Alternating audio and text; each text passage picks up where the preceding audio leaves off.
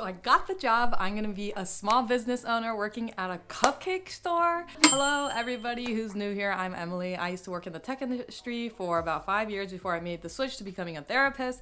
And if you've been following me, you know how hard it's been financially to be an associate marriage and family therapist in California in the Bay Area. Yeah, TLDR, it's like really hard right now financially. So I've been on the search for a part-time job. I was looking for something that's like so not related to being a therapist because that type of work is draining for me. So I was like, okay, let's look around, few options of what could be really different. And I had 2 interviews that I was going through. One of them was being a personal trainer, and then another one was this cupcake place. So basically, I got both of the offers and I was actually really torn which one to do, but I decided ultimately to take the cupcake store because what it came down to was like, I thought it was more different being a cupcake store owner to being a therapist compared to being a personal trainer and being a therapist because, you know, yeah, as you can imagine, being a personal trainer, I'm really there for the clients.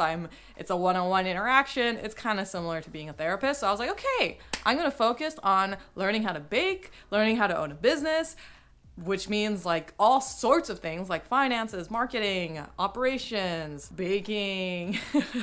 But anyways, that's what's been going on. How am I a small business owner like that? So basically, the cupcake store that I work at is a workers collective, which is kind of like a co-op, except there's no hierarchy. So everybody who works there, which is currently 5 women, we all own the place equally and we all have an equal say, which is amazing because this is actually a pretty similar structure to the therapy collectives that I'm really interested in.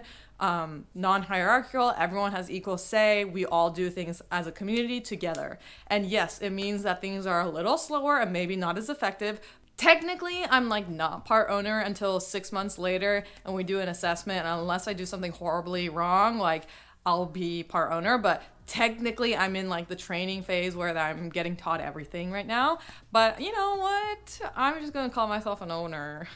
Yesterday was my first day. Just about to go into my first day of work. But anyways, I have to go. I start in about a minute. I'll talk more about it later. Okay, bye. Basically, I did the dishes and frosting the whole time. But there was also like a team meeting. So we talked about all the things that are coming up, all the events, the weddings, the cakes, the cupcakes that we need to do this week. And then I was off to dish duty, and then I made frosting for the first time, and you know, I was just like profusely taking notes the whole time. But that was kind of like what my whole day has been.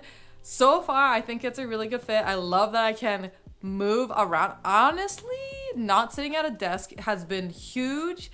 I love that I'm able to just like move around and there's so much variety of things that I can do. I really like that in my job. And so I've been loving that. But honestly, the best thing is definitely the people. I really like the people that I'm working with. And it's really nice that I have the same group of 5 people that I see every day. Yeah, it just feels like a really nice place to work. That's kind of what's been going on. I wanted to share with you what this update has been because I know some of you are really curious the financial situation of being an associate marriage and family therapist. So yeah, I've taken the route of getting a part-time job that's like totally not related to tech, totally not related to therapy, and we'll see how it goes. So far, I think it's been a really good choice for me. Bye.